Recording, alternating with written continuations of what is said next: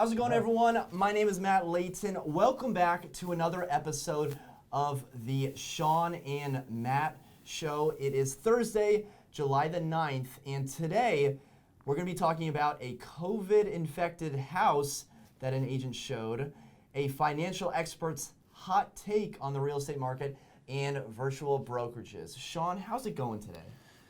Matt, man, I'm super busy. We had 2 listings coming on this week, and they both of these places wanted to come on like right away, very little notice. So that was 2 videos, 2 everything, and the videos are what takes so much time, but they're so much fun to do. Yeah. So Shawn just put out the real estate wrap listing video, which you will find on the internet. It'll follow you around. It'll be a sponsored post in your Facebook feed. That was pretty cool. I was hoping that the wrap would go the whole way of the video. So that'll probably be next time. The problem is when you're doing videos for properties and you have a very finite time to get this thing done. So your idea has to be pretty quick. And so to write all that stuff down and like get it down that quickly is tough. So we need a little more time for the full length wrap, I think. But yeah, it was a lot of fun. I think I'm bringing my music abilities into it a little bit, and having fun with it. You know, you gotta have fun in real estate. Awesome. Well, looking forward to more battle rap videos. So the first topic in today's video is COVID-19, and in California, an article came out that a Compass agent, and you know, it doesn't really matter what brokerage. It could be Compass, it could be Century 21. Doesn't really matter the brokerage. An agent had showings at a house where both the sellers were COVID-19 positive, and then someone went on a listserv like nextdoor.com and said, hey, listen, if you went to 123 Main Street over the weekend, both the sellers are positive. I think one of them was even in the hospital, and you should probably get checked out for the virus. So Shawn, I know in this area, in Arlington, Virginia, we've had a lot of listing agents say, all right, well, don't show the house if you've traveled. Don't show the house if you've coughed in the past week. Don't show the house if you've had flu-like symptoms. That's all fine and dandy, but what if they're listing a property and the sellers have COVID-19? I think in this scenario, the agent allegedly knew that the seller had COVID-19, but the listing agents are trying to protect their seller, but what are we doing to protect our buyer to make sure that that seller doesn't have COVID-19? That is so funny. You never flipped it around because you think, oh, the people that are selling, they're not going to have COVID. You wouldn't think. But the other side of that is half the people that have COVID don't even know that they have it or didn't know they have it. They could be carriers. So yeah, it goes both ways now, and it's so interesting that this actually happened. Now, we require all of our buyers to wear masks. Some don't want to, but we still do. I carry hand sanitizer like crazy. I just went and bought 2 new bottles the other day. I have them in our listings. I have them in my truck. I mean, it's constant, just like everybody. You're constantly doing this. But so interesting that the seller had COVID and the agent knew. And I wonder how progressed this was as far as an illness for them, because I mean, it's common sense, right? Like even if you're sick at this point and you don't know what it is, you're not listing your house, or else you're leaving, go away for somewhere else for a long time, and I don't know. That's a tough situation, and I'm surprised that somebody actually listed. Now, don't get me wrong, this could happen without you knowing, right? Without you knowing that the seller was sick. People aren't honest all the time, or they just might not know they have the symptoms. So you got to be careful. Yeah, and that's the thing. It's like you may not know, and obviously there's no way to know unless you go take a test. But assuming that the agent knew, which is what it seems like according to this article, that is an egregious undertaking, and the brokerage let that agent go. And in terms of timeline, the message was posted online on June 23rd, and then the property was withdrawn June 28th. So shortly afterwards, it was withdrawn. But in our listing agreements, why don't we have something in there that the seller signs that says, I don't have COVID-19, or I have not been exposed, I've been tested? Because we're in a buyer beware state here in Virginia, in the Commonwealth, and the sellers, they basically don't have to say anything. You know, they don't have to say if anyone died in the house. They don't have to say if it's haunted. They don't have to say if they have HIV or anything crazy like that. They don't have to say anything unless you're standing in a flood of water. You pretty much say that you don't know what you don't know. But why don't we have something that says this seller does not have COVID-19? We probably should be saying that. The thing is, there's an addendum for COVID, which if you don't have this or you don't know about it, it basically says that you will extend closing. Once you go under contract and if you sign this COVID addendum, it says that if something catastrophic happens and that we go into a lockdown and the courts can't close, then the seller and buyer agree that, hey, you're not in default because we can't close. We will agree to keep going until we can close. But there's nothing in the listing agreement or the buyer agency agreement that says, hey, you know, I do not have something wrong with me. And then if they do, where does that lie? It lies on, probably comes back to us, right? So we could then be sued, or our brokerage could be sued because we're taking around people that have COVID and we didn't even know.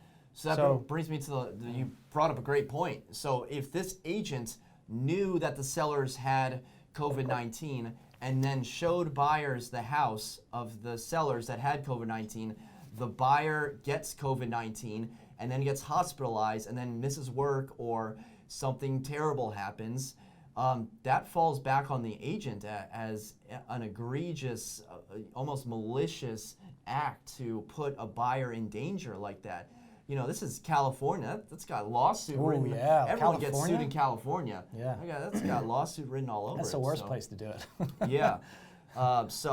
It'll be interesting to see what transpires, but I hopefully Virginia and the DC metro area come up with some sort of plan to not only safeguard the buyers, but also have the sellers take some responsibility and say, hey, listen, if you're walking through my house, I can attest that I do not have COVID-19. Yeah, it's a very good point. So the next topic has to do with a hot take from a financial expert named Suze Orman. Never heard of this person before. Apparently she looks familiar to me. I don't know. Yeah, Okay. She's got that face where, you know, she would be on like Oprah or The View as like an expert. I'm sure she's very successful and host of the Woman and Money podcast. So not a podcast I listen to. No. But she says that people should not rush to buy houses during the pandemic. Now, I want to be very clear. This is someone that says don't buy houses during the pandemic. Shawn and I are both real estate agents, so the knee-jerk reaction is, of course, an agent would say that this person is incorrect. But let me tell you the line that I kind of have an issue with, and it goes something like this. She's saying that if your house is worth $300,000 and a property on your street, you know, they're in forbearance, they get foreclosed on, and it sells for $150,000, then your house is now worth $150,000. And that's not how it works. That's not how any of this works. Sure, if that happens to like every house, maybe you would see some values decrease, but because one house goes into foreclosure, you don't lose half of your equity. So I think that there's some scare tactic and some clickbait going on with this article. What do you think about a statement like that? Yeah, I believe it's totally clickbait. I mean, what we're seeing right now is the buyers coming into the market. There's such a, listings are scarce everywhere. Like I've mentioned before, my brother's buying a house in Pittsburgh. He can't find anything. There's nothing. Everything that comes on is off. So we don't know how this is going to affect our long-term outlook, right, of real estate, of anything. Yeah, right now, we've seen how things have slowed down, but then once we start seeing these listings come back on, we see a lot of people jump in. Now, our condo market, we're seeing a little bit more flood of activity.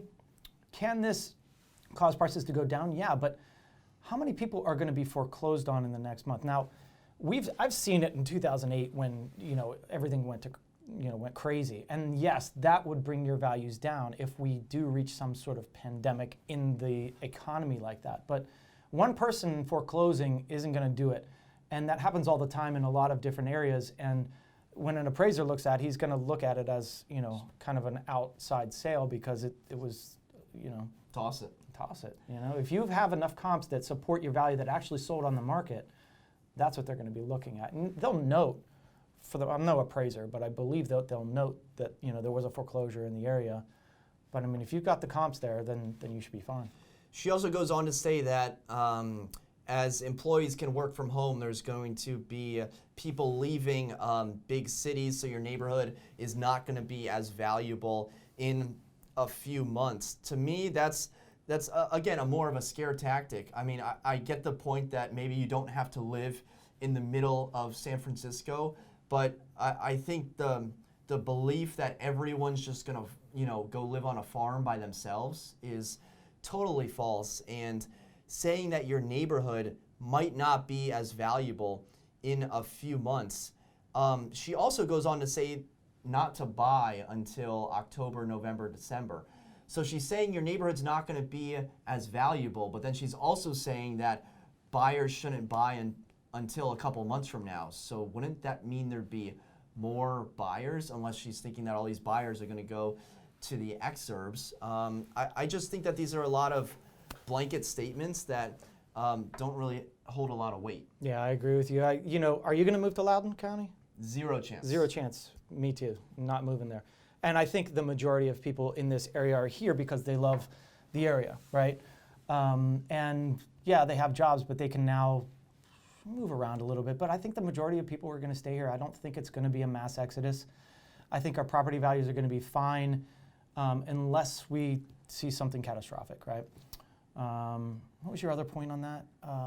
Well, I mean, I've seen all the comparisons online and on Instagram of like what $500,000 gets you in Massachusetts, and it's like a rundown house, versus $500,000 in Texas, and it's like a castle. Yeah. It's like, all right, well, go live in Texas where it doesn't rain and it's 100 degrees. Like, I wonder why you can get a castle in Texas and then outside of Boston, you can't get a lot. I mean, I guess, all right, sure, jobs are one thing, and if you could work from anywhere, then maybe you choose a different path. But real estate prices are that way for a reason. People love living in Arlington for a certain reason, and you can move out to Bluemont, Virginia, and live on a farm. But certainly, it's not going to be as fun as I think a lot of people expect. Yeah, no, I don't see it. And like you said, you can't blanket statement the entire United States, in a statement like that, because different cities, different areas are going to react differently, I believe. And I don't know. I just think it's reckless. I would agree with her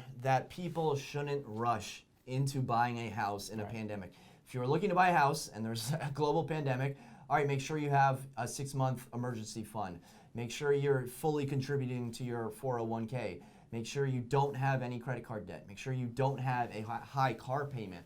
I agree with all of those sentiments, but I also think there's a really cool opportunity to buy real estate from sellers that may be a little nervous right now about selling their property. So I think it just comes down to it depends on your situation.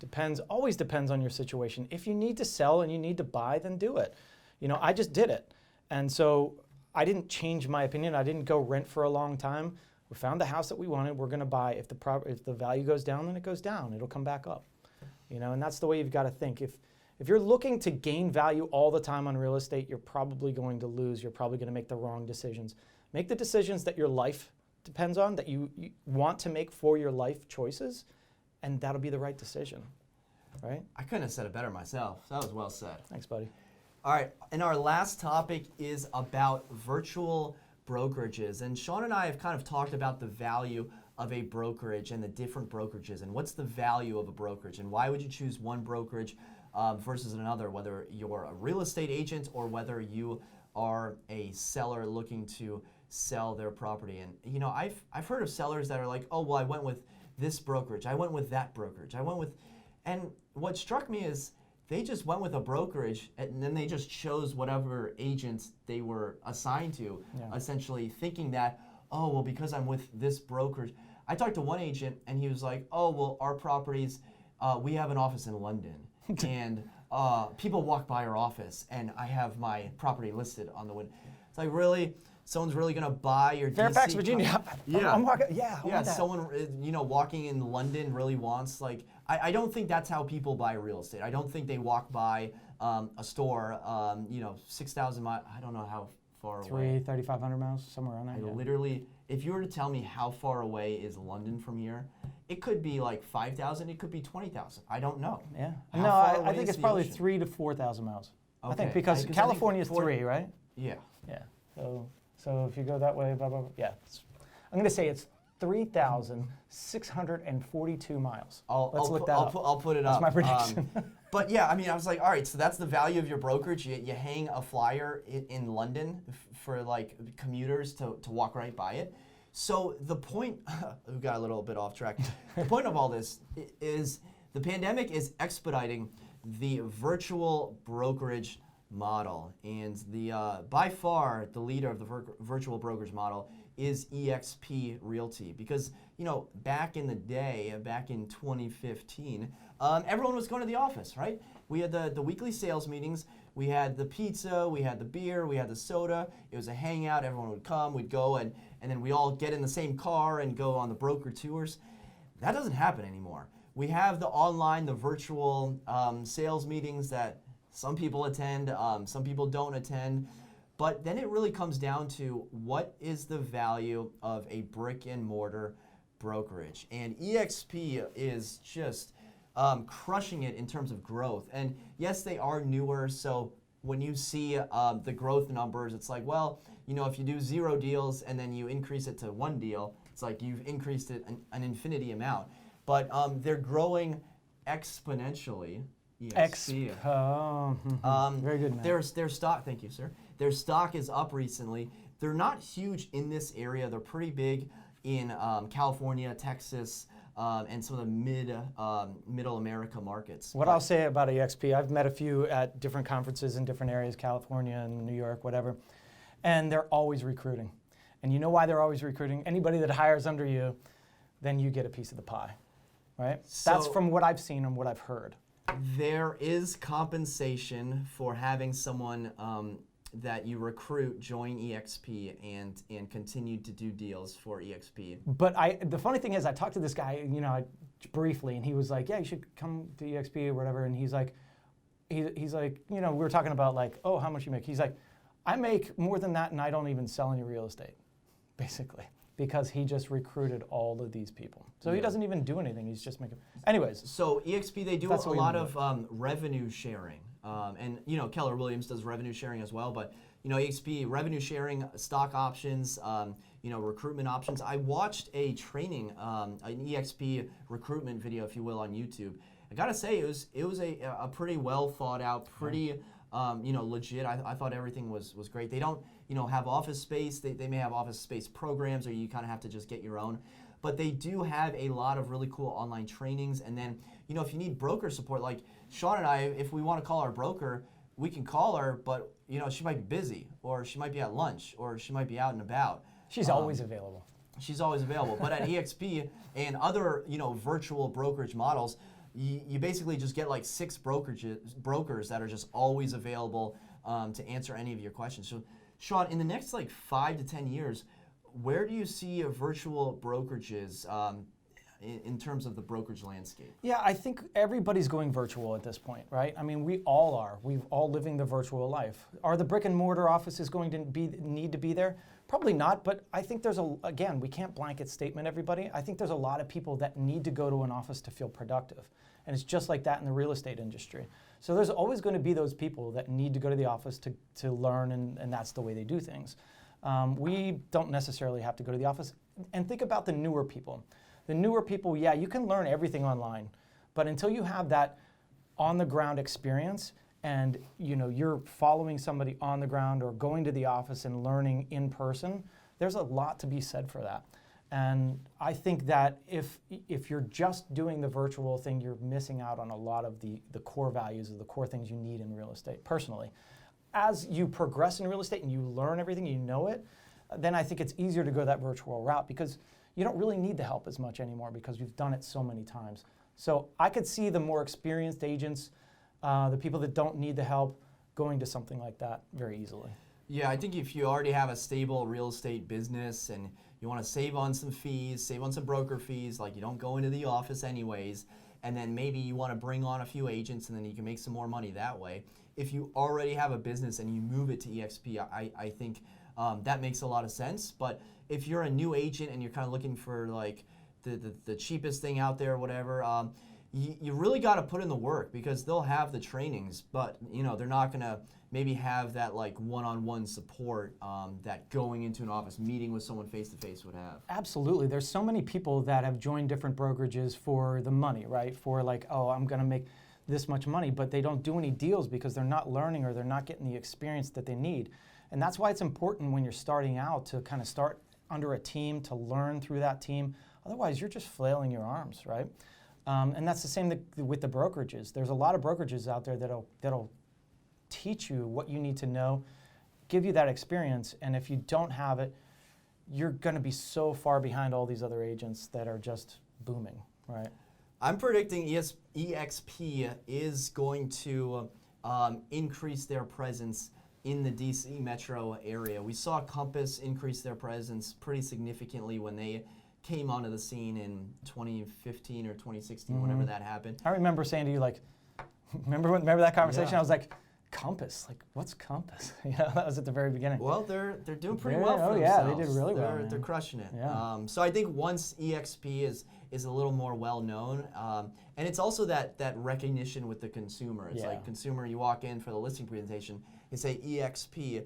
Not really a huge fan of their logo, but I think give it a few years and virtual brokerages are going to become much more popular. Yep, absolutely. Cool. All right, guys. Well, that just about does it for another episode of the Shawn and Matt Show. If you have any questions or comments, be sure to drop them in the comment section below. Hit the thumbs up button.